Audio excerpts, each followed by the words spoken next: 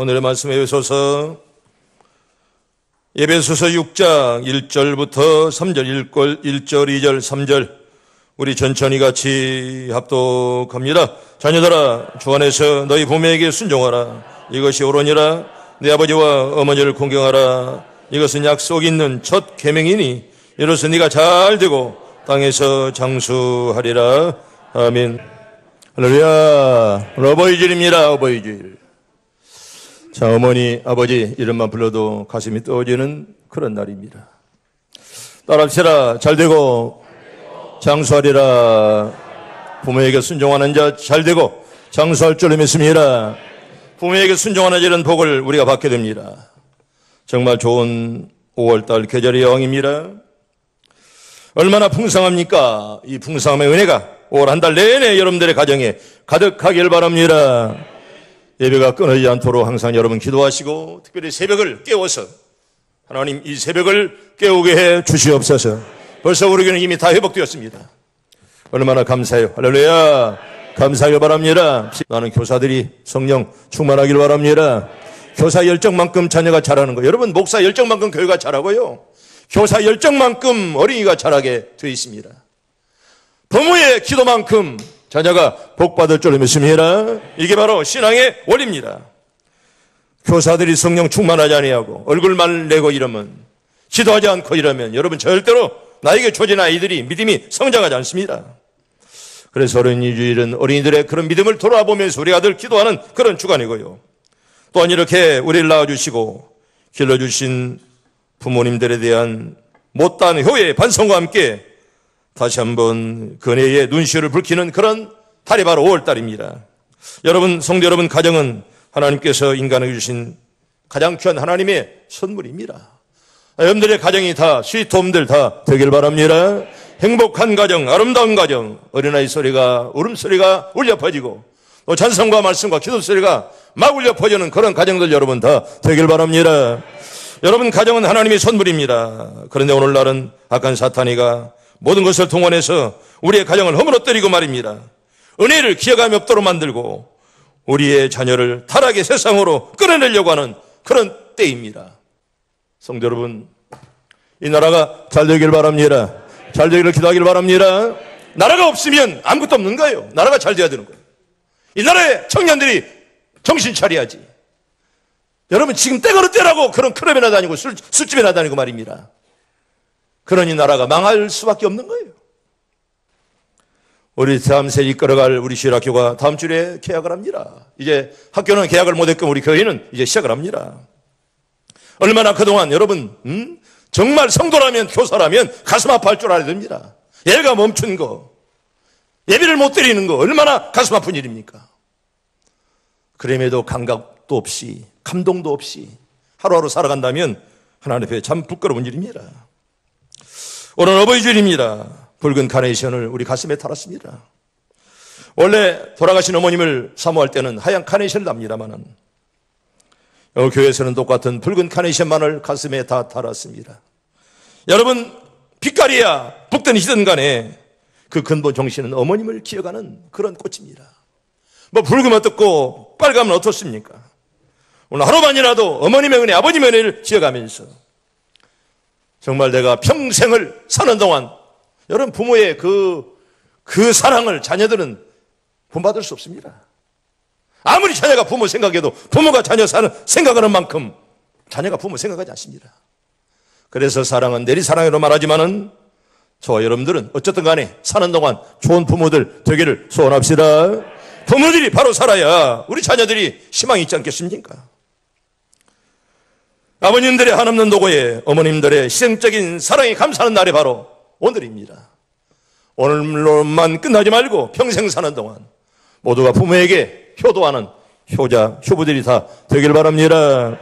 여러분 어머님의 은혜란 노래는 윤춘병 씨가 작사하고 박지원 씨가 저분 다 목사님들입니다. 목사님들이 작사하고 목사님들이 작곡했습니다.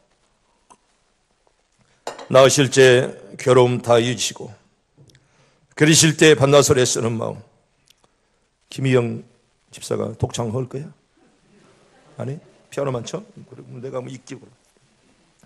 진자리 마른 자리 가라뉘시며 손발이 다 닳도록 고생하시니 하늘 아래 그 무엇이 없다 하리요.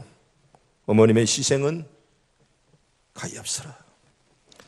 어려서 안고 업고 올려주시고 자라선 문기대어 기다리는 마음, 알을 쌓아 그릇들을 쌓아 자식 생각에 고우시던 이마 위에 주림이 가득 땅 위에 그 무엇이 높다 하리요. 어머님의 정성은 지극하여라. 사람의 마음속엔 온 가지 소원, 어머니의 마음속엔 오직 한 가지, 아낌없이 일생을 자녀 위하여 살과 뼈를 깎아서 바치는 마음, 인간의 그 무엇이 거룩하오리. 어머님의 사랑은 그지없어라. 우리가 많이 불렀던 동요 아니겠습니까? 아브라함 링컨에게 어머니가 있었다는 것 잘 압니다. 그것도 좋은 어머니가 계셨습니다. 그 부모는 노동자이고요, 배우지 못한 부모였습니다. 켄터키의 집에 햇빛 비치며 여름날 검둥이 시절, 우리는 아브라함 링컨을 기억할 때마다 켄터키 농촌을 기억합니다. 그의 부모가 부자였다, 좋은 학교 나왔다, 그런 말 하나도 없습니다. 그런데 그 어머니는 링컨에게 성경을 읽어주었고 자신도 읽으면서 아들에게 신앙을 심어주었습니다. 9살 때 어머니가 죽었습니다. 그때 어머니가 이런 유언을 남겼다고 합니다. 아버지와 누나의 말을 잘 듣고 이웃을 사랑하고 하나님을 경외하라. 이렇게 어머니가 죽으면서 유언을 남겼다고 합니다. 링컨 9살 때 어머니를 잃었는데 새어머니가 들어왔습니다. 그런데 그 새어머니가 올 때 아들들 셋을 데리고 들어왔는데도, 여러분 얼마나 복잡한 가정이겠습니까? 그럼에도 그 어머니가 정말 신앙으로 링컨을 잘 성경으로 가르쳤고 신앙을 아주 좋게 만들었습니다. 여러분, 본철 잃었다는 말, 어머니 잃었다는 말은 슬픈 가정이지만 또 여러분 새 아들들을 데리고 왔다, 복잡하지 않겠습니까? 그런데 링컨에게 얼마나 복이었던지, 그 새어머니가 얼마나 믿음이 좋아서 정말 신앙으로 가르치고 말씀으로 링컨을 잘 가르쳤다는 것입니다. 그래서 링컨의 전기를 쓴 작가는 이런 말을 남겼습니다. 링컨이 위대한 사람으로 될 만한 조건은 하나님이 하나도 주지 않았다. 다만 링컨에게 가난과 훌륭한 신앙의 어머니를 주었다. 이렇게 작가가 써놨습니다. 이게 바로 링컨을 위대하게 만든 조건이라 그렇게 말할 수가 있습니다. 성도 여러분, 좋은 어머니들 다 되기를 축원합니다. 좋은 아버지가 되기를 바랍니다. 언제나 좋은 아버지, 좋은 어머니 밑에서 여러분 좋은 자녀가 태어날 줄로 믿습니다. 여러분, 청록파 시인이 세 분이죠. 그 중에 하나가 박목월 시인입니다. 여러분, 박목월 청록파 시인 중에 한 분인 박목월 시인의 이런 글이 있습니다. 어머니의 눈물, 휘초리를 들리긴 하셨지만은 차마 종아리를 때리지 못하고 노려보시는 당신 눈에 글썽거리는 눈물, 와락 울며 어머니께 용서를 빌면 꼭 껴안으시던 가슴이 으스러지도록 너무나 심찬 당신의 포옹, 바른 길 곧게 걸어가리라 울며 뉘우치며 다짐했지만 또다시 당신을 울리게 하는 어머니 눈에 채찍보다 두려운 눈물, 두 줄기 볼에 아롱지는 흔들리는 불빛, 이상한 더 생략하고요. 또 정한모라는 분이 이런 어머니에 관한 이런 시를 써놨습니다. 어머니는 눈물로 진주를 만드신다. 그 동그란 광택의 씨를 아들의 가슴에 심어주신다. 씨앗은 아들들의 가슴 속에서 벅찬 자랑, 젖어드는 그리움, 때로는 저린 가슴으로 아픔으로 자라나 드디어 눈이 부신 진주가 된다, 태양이 된다. 검은 손이여, 암흑이 광명을 몰아내듯이 눈부신 태양을 빛을 잃은 진주로 다시 썰어낸 눈물 아래 눈물을 아예 맹물로 만들려는 검은 손이여 사라져라. 어머니는 오늘 또 이 어둠 속에서 조용히 눈물로 진주를 만드신다. 참 이런 시를 어느 시인이 썼습니다. 오늘 1절에 보면 자녀들아 주 안에서 너의 부모를에게 순종하라. 이것이 옳으니라. 우리가 부모를 공경할 때, 순종할 때 주 안에서 순종하라. 이렇게 우리에게 말씀을 하십니다. 우리 하나님 우리들에게 10가지 계명을 주었는데 하나님에 대한 계명과 사람에 관한 계명을 주었습니다. 그런데 사람에 관한 계명은 몇 계명부터? 5계명부터 10계명까지. 그런데 맨 첫 계명이 뭡니까? 네 부모에게 순종하라, 공경하라, 이런 말씀이죠. 내 부모를 공경하라. 이 계명은요, 애굽을 떠나 적과 거리는 가나안 땅에, 약속의 땅에, 축복의 땅으로 가야 할 백성들에게 주신 하나님의 법도입니다. 우리가 보통 11조 이제 이 십계명 참 어렵습니다, 지키기가. 그렇지만은 십계명을 잘 지켜야 됩니다. 왜? 노력을 해야죠. 왜? 네 생명 때문에 주신 하나님의 계명입니다. 때문에 어렵다고 포기하는 것이 아니라 우리는 늘 꾸준하게 할 수 있는 한 지켜라, 그런 말이죠. 왜? 백성이 잘 되기를 마음에서 그들에게 주신 하나님의 계명이기 때문에 그렇습니다. 오늘은 어버이주일입니다. 특별히 우리 모두 어머니를 생각하는 그런 날입니다. 이런 말이 있어요. 악한 마음이 생기거들랑 어머니를 생각하고 타락의 위기에 부딪히거든 어머니를 기억하라, 그런 말이 있습니다. 아무리 악한 자라도 자기 어머니를 기억하면 악한 일을 못하는 것입니다. 그래서 네가 타락의 위기에 놓였거든 어머니를 기억하라, 이렇게 누군가가 말했습니다. 약한 자여 내 이름은 여자니라. 누구의 말입니까? 내 말이 아니라 누구의 말이요? 셰익스피어의 말이에요. 그 유명한 셰익스피어의 말입니다. 햄릿 1장 이제 1막 2장이 나오는 그런 말인데, 그런 어머니는 강하다, 거기에 바로 그런 말이 있습니다. 약한 자의 내 이름은 여자라. 근데 어머니는 더 강하다는 거예요. 마틴 루터는 이렇게 말했습니다. 돈은 강하다. 그런데 왕은 더 강하다. 그러나 여자는 한층 더 강하다. 루터는 그렇게 말했습니다. 여러분, 여자는 신체력은 약해도 여러분 정신력도 사실 약하죠. 그렇죠? 맞아? 여러분 신체력이 약하다, 정신이 약하다. 사실 여기는 뭐 동의하는 사람도 있고 동의하지 않는 사람이 있을 것입니다. 그러나 감정이나 애정이 있어서는 남성보다는 훨씬 더 풍성하며 섬세합니다. 여러분, 한 여성 속에 세 여인이 있습니다. 어머니, 그리고 아내, 그리고 딸입니다. 여자는 여자로 돼. 어떤 때는 어머니, 어떤 때는 아내, 어떤 때는 딸이 되기도 하는 거예요. 딸은 약하지만 아내는 강합니다. 그러나 어머니는 더 강한 거예요. 어머니이기 때문에 목숨 걸고, 여러분 자식을 해치려는 원수에게 어머니는 목숨이 몇 개입니다. 그냥 목숨 아깝지 않습니다. 여성은 약할지라도 모성은 그렇게 강하다는 것입니다. 자식을 위해서라면 불구덩이라도 무서워하지 않습니다. 자식을 위해서라면 물속에라도 뛰어듭니다. 이게 바로 어머니 아니겠습니까? 때문에 어머니는 강합니다. 위대합니다. 어머니가 되면 그런 힘이 어디서 나오는지를 모르겠습니다. 자식을 위해서라면 아까울 것이 하나도 없잖아요. 그게 바로 어머니입니다. 오늘도 어머니로 살아가신 여러분들 다 복 받기를 바랍니다. 잘 되기를 바랍니다. 어머니로 살아간다는 거 쉬운 일이 아닙니다. 엄청난 생명의 대가를 치르면서 살아가는 거예요. 오늘 본문은 기독교의 효도관에 관해서 말씀을 합니다. 이 효도관은요, 유교나 불교나 기독교 이 기타 다른 종교와는 다른 효도관입니다. 바로 기독교의 효도관입니다. 저처럼 십계명 중에서 제5계명은 약속이 있는 몇 계명? 첫 계명이에요. 첫 계명. 여러분, 십계명 중에서 제1계명에서 제4계명까지는 우리가 다 알고 있는 대로 하나님에 관한 그런 계명이고, 제5계명부터는 제10계명까지는 사람에 관한 그런 계명입니다. 그런데 부모를 공경하라는 제5계명은 사람에 관한 계명 가운데 첫째로 나오는 그런 계명이기 때문에 사람에 관한 계명들 가운데 효도에 대한 계명을 제일 중요하게 우리 주님은 생각했습니다. 그래서 맨 첫 계명이 바로 부모를 공경하라, 바로 그런 계명입니다. 여러분, 제1계명에서 제4계명까지는 하라 하지 말라 그렇게 되어 있습니다. 명령입니다. 이건 해라, 저건 하지 말라. 응? 그렇잖아요. 볼까요? 제1은 나 외에 다른 신을 내 앞에 있게 말라. 말진이라 그렇게 말하고 하지 말라, 그런 말입니다. 제2는 뭡니까? 너를 위해서 우상을 만들지 말고 아무 형상도 만들지 말라, 하지 말라 이렇게 말씀을 해요. 제3은요, 너는 너희 하나님 여호와 이름을 망령되이 하라, 하지 말라 그렇게 하지 말라 계속 말씀합니다. 그리고 제4는 안식일을 기억하여 그날을 어떻게 하라? 거룩하게 지켜라, 하지 말라, 해라, 명령밖에 없습니다. 그래서 1, 2, 3, 4는 그렇게 계명이 되어 있습니다.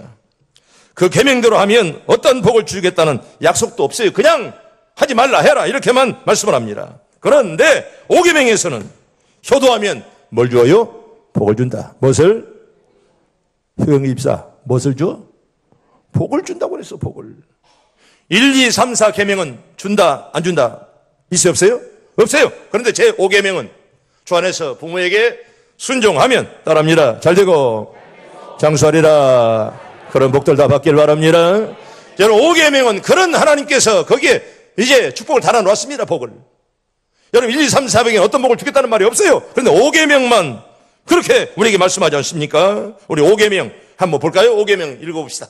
5계명 시작. 네, 부모를 공경하라. 그러면 너희 하나님 나 여호와가 내게 준 땅에서 내 생명이 길리라. 아멘. 여러분 생명이 길기를 바랍니다. 아프지 말고 건강하게 살다가 여러분 깨끗하게 주 앞에 다 부름받기를 바랍니다. 길게 살라. 아프지 말고 살아야죠. 깨끗하게 살아야죠. 죄지지 말고 살아요. 이게 바로 길게 사는 것입니다. 그래서 5계명은 약속 있는 첫 계명이라. 네가 부모에게 잘 공경하면 네 생명이 뭐라고요? 길다.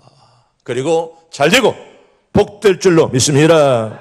두 번째로 효도하는 자세는 어떤 자세일까요? 자세에 관해서 말씀드립니다. 저처럼 두 가지를 말씀하는데 하나는 뭐냐? 순종입니다.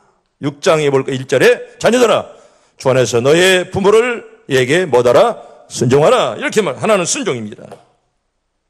또한 너 낳은 아비에게 청종하고 그 말씀을 따르라. 그렇게 말씀을 해야 됩니다. 주 안에서 순종해라. 이렇게 말하죠. 여러분 순종이 뭡니까? 순종은요 순순하게 따라가는 것 순종입니다. 하나님께서 아브라함에게 네 아들 독자 이삭을 가서 번제로 드리라. 여러분 순수하게 따라. 이게 바로 순종입니다. 여러분 순종하면 복종한다는 말이에요. 어베이 연스. 복종한다 그런 말입니다. 신앙의 사람을 말씀하는 거예요. 신앙이 없이는 절대로 순종과 복종할 수 없습니다. 여러분 그러나 순종하되 누구 안에서? 주 안에서 순종해야 됩니다. 예배당에 가지 말라 그러면 그 말씀에 순종해서는 안 됩니다. 신앙이 역행되는 것은 잘 설득시켜야 됩니다. 이게 바로 순종하는 것입니다. 우상을 섬겨라 이런 말을 순종하면 되겠습니까? 순종하면 이런 말을 이 우상에게 절하면 안 된다고 잘 부모에게 설득하고 그리고 복음을 증거해야 됩니다. 조상에게 제사하라 이런 것들을 순종하는 것이 아닙니다. 지혜롭게 하되 정말 그게 신앙이 아님을 잘 설명하고 그래서 부모에게 복음을 전하고 그리고 부모의 뜻을 따르도록 해야 되는 것입니다. 또 하나는 내 아버지와 어머니를 공경하라 그렇게 말합니다. 여러분 순종과 공경이 비슷하지만 차이가 있습니다. 여러분 공경이라는 말은 공손하게 섬기는 것을 공경이라 그렇게 말합니다. 삼가한다, 조심한다, 리스펙, 존경한다 그런 말입니다. 비록 부모의 명령이 주님의 뜻에 어긋나기 때문에 순종을 못할 때가 있잖아요. 그래도 여전히 무엇을 해야 돼요? 공경해야 되는 거예요. 여러분 부모의 말씀이 신앙에 맞지 않는 말씀이 있잖아요. 그렇다고 해서 달라들지 말고 불경죄에 범하지 말고 그래도 공경하면서 잘 설명해드리고 따라가야 된다는 그런 말이에요. 주 안에서 순종하라 그러니까 부모에게 대항하고 부모를 반항하라. 여러분 절대로 그런 말이 아닙니다.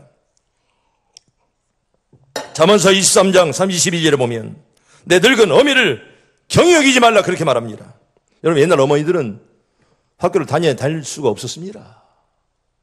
요새의 사람은 지가 못 배웠으면 네가 잘못해서 못 배운 것이지 뭐 얼마든지 공부할 수가 있잖아요. 옛날 부모님들은 갈라 해도 갈 수가 없었어요. 근데 그런 부모에게 어머니가 뭐 알아? 어머니가 대학 나왔어? 그런 무시가 너무 자식들 말이에요. 응? 옛날에는 부모가 가고 싶어도 못 갔습니다. 니들의 그 어미를 경히 여기지 말라. 결국은 공경하라 그런 말이에요. 아무리 주님이 믿지 않았을지라도 부모에게 늘 공경하는 자세, 삼가하는 자세, 존경하는 자세를 가져라 그런 말입니다. 히브리서 12장 9절에 보면 또 우리 육체의 아버지가 우리를 징계하여도 공경하였거든 이렇게 말합니다. 다른 때는 물론이거니와 부모님들께서 우리를 징계할 때라도 오늘 부모님을 공경해라. 여러분 자식이 부모에게 때때로 채찍을 매를 때릴 때 죽으라고 미워서 때리겠습니까? 잘 되라고 때리는 거예요. 그래서 부모가 때때로 채찍을 가해도 언제나 존경하는 마음을 가져라. 그런 말. 이게 바로 성경의 효도관입니다. 세 번째로,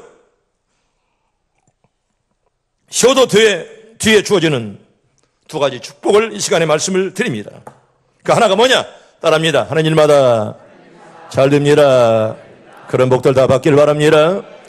하는 일마다 잘 된다. 여러분 보세요. 어떤 분들은 나는 평생을 살면서 하는 일마다 쫄쫄쫄 망했어. 안 돼. 뭐 그렇게 말하는 사람들 많이 있지 않습니까? 난 한 일마다 손만 대면 안 돼. 그런데 보세요. 부모에게 효도하는 자는 한 일마다 잘 된다. 이렇게 우리에게 말씀을 하십니다. 이로써 네가 잘 되고 그렇게 말합니다. 우리 신명기 5장 우리 16절 봅니다. 시작. 너는 내 하나님 여호와께서 명령한 대로 내 부모를 공경하라. 그리하면 내 하나님 여호와가 내게 준 땅에서 내 생명이 길고 복을 누리리라. 아멘. 이런 복들 다 받기를 바랍니다. 생명이 길고 복을 누린다. 이렇게 말씀을 합니다. 그리하면, 이 말은 조건입니다. 네가 그렇게 하면, 네가 순종하고 공경하면 이런 복을 주겠다는 말이에요. 성도 여러분, 이 세상에서 사는 사람 치고 자기 일이 잘못되기를 원하는 사람 하나도 없을 겁니다. 여러분 다 잘 되기를 원하죠? 누가 자기 일을 잘못되기를 바라겠습니까? 여러분 잘 되기를 원하거들랑 부모에게 순종하기를 바랍니다. 이게 바로 성경의 원리예요. 아무리 믿지 않는 부모라도 공경하면서 삼가며 존경하라, 그런 말입니다. 성경은 부모를 무시하고 부모의 말을 거역하라, 여러분 절대로 그렇게 말씀하지 않습니다. 부모에게 순종하며 공격하라. 또 하나는 장수죠. 장수. 에베소 6장 우리 3절 봅니다. 시작. 이로써 네가 잘 되고 땅에서 장수하리라. 아멘. 여러분 다 장수하길 바랍니다. 그런데 아프지 않고 살아야죠. 아프고 병마에 찌들려 있으면 여러분 숨도 못 쉬고 이러면 사는 것이 고통입니다. 여기에서 장수하는 말은 땅에서 잘 되고 장수한다. 장수하리라, 이렇게 말씀을 하죠. 그런데 여러분 보세요. 가만히 보면 이 두 가지 축복은 연결되어 있습니다. 여러분 잘 되는 것과 장수는 밀접한 관계가 있다는 거예요. 보세요. 아무리 잘 되어도 장수하지 못하면 못 써서 못 준다, 그런 말 있잖아요. 아무리 잘 되어도 네가 아무리 잘 되어도 장수하지 못하면 그 뭡니까 그거. 또 하나, 아무리 오래 장수해도 잘 되지 못한테 장수하면 오히려 뭐예요? 고생이죠. 올해는 사는데 일이 잘 안 돼. 그럼 얼마나 사는 것이 고통이겠습니까? 여러분 잘 되고 장수하길 바랍니다. 이게 하나님의 축복이에요. 부모에게 순종하는 자는 잘 되고 장수한다. 아멘. 다 그런 복들 받길 바랍니다. 부모를 거역하거나 까닭없이 반항하는 자, 여러분 절대로 하나님이 축복하지 않습니다. 여러분 그래서 잘 되는 것과 장수는 밀접한 관계가 있다, 그런 말이죠. 아무리 오래 살아도 잘못되면 그 뭐 됩니까? 그거 아무것도 아니죠. 아무리 오래 살아도 하는 일마다 잘못되면 사는 것이 고생 아니겠습니까? 사랑하는 시온산 가족 여러분, 나는 여러분들의 이 땅에 사는 동안 장수하면서 잘 되길 바랍니다. 잘 되면서 장수해야지요. 여러분 이런 복들이 계속 이어지길 바랍니다. 성도 여러분, 이렇게 부모님께 효도하면 잘 될 뿐 아니라 잘 된 상태로 장수까지 한다고 했으니 이것이야말로 참된 축복이 아니겠습니까? 이런 축복이 여러분들이 사는 동안 계속 이어지길 바랍니다. 잘 되면서 장수하는 그런 축복 말입니다. 네 번째로, 그런데 불의함으로 받는 세 가지 화를 말씀합니다. 이제는 축복을 말씀했는데 잘 되고 장수하는 축복, 이제는 불의자가 화를 당한다는 거예요. 여러분 지금까지 사는 동안 불의자가 잘 됐다는 말 아마 듣지 못했을 것입니다. 끝내 망하게 되어 있어요. 성경은 우리가 효도할 때 받는 축복만 말씀하지 않습니다. 불효할 때 받는 화도 동시에 말씀하는 거예요. 여러분 축복과 저주가, 생명과 죽음이 동시에 있는 거예요. 꼭 축복만 말씀하는 거 아닙니다. 불의자에게는 화가 임한다, 그렇게 말씀하죠. 저는요 죽음이 임하는 거예요. 죽음이. 우리 출애굽기 21장 15절에 보면 자기 아버지 어머니를 치는 자는 반드시 죽일지. 여러 율법에서는요, 돌로 쳐 죽였습니다. 어머니 아버지를 이제 돌로 치는 자는요, 많은 사람들이 돌로 쳐 죽였습니다. 이게 바로 율법입니다. 출애굽기 21장에 보면 17절에 보면 그 어미를 저주하는 자는 반드시 죽여라. 그렇게 모세 오경은 그렇게 말씀합니다. 어미를 저주하는 자, 아비를 저주하는 자는 죽이라는 것입니다.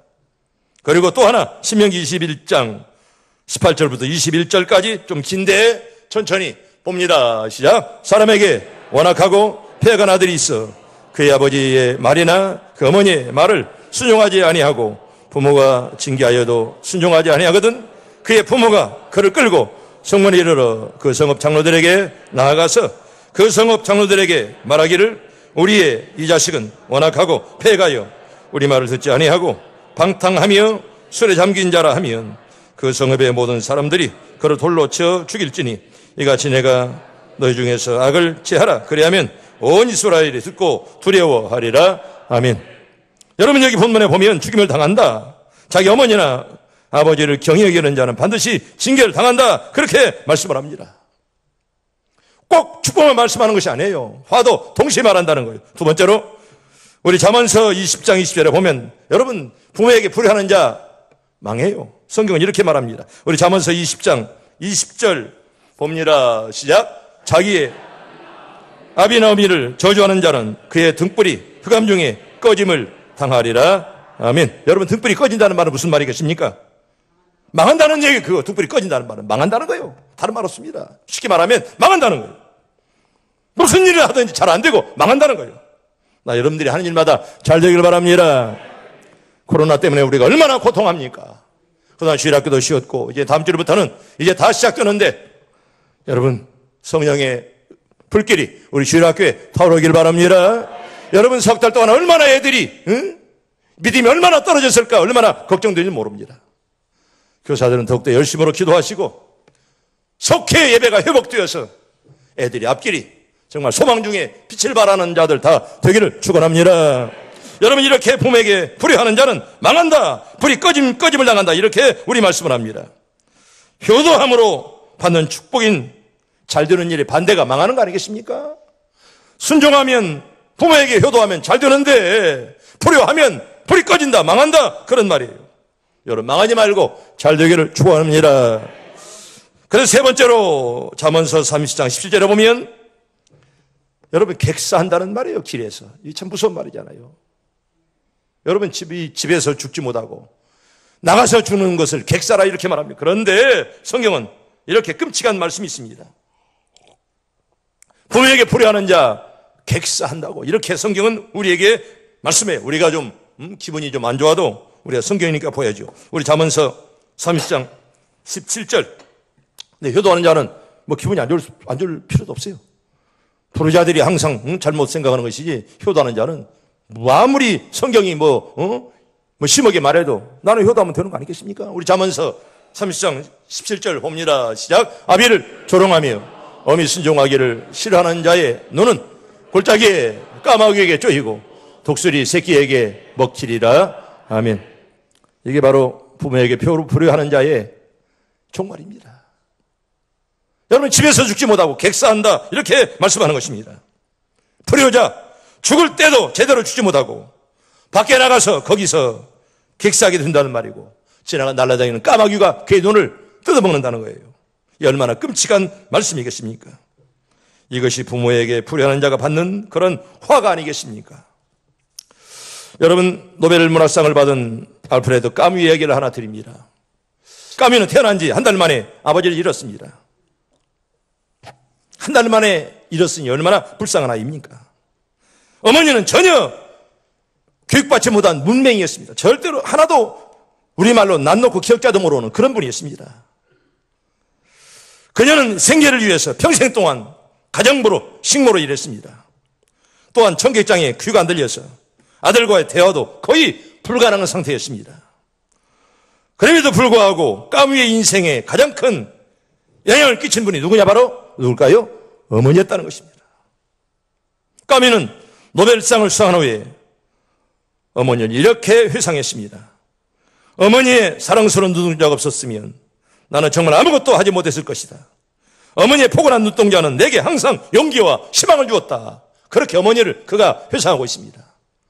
어머니는 무시했고 배우지 못했지만은 까미는 늘 머리 숙일 때마다 어머니의 눈동자가 항상 내게 용기와 희망을 주었노라. 그렇게 책에 기록을 해놓고 있습니다.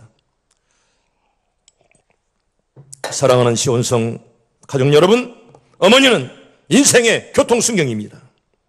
하나님은 자녀들을 보살피기 위해 당신의 마음을 가장 닮은 존재인 어머니를 창조했습니다. 그리고 우리에게 보내주었습니다. 그래서 어머니의 사랑은 영원히 목마르지 않는 그런 샘물입니다. 우리는 어머니로 살아가고 또 어머니로 인생을 끝내는 것입니다. 자녀도 커서 어머니가 되고 또 어머니도 끝내 이제 어머니 인생으로 그렇게 마치게 되는 것입니다. 아무쪼록 저와 여러분들은 좋은 부모가 될 수 있기를 소원합시다.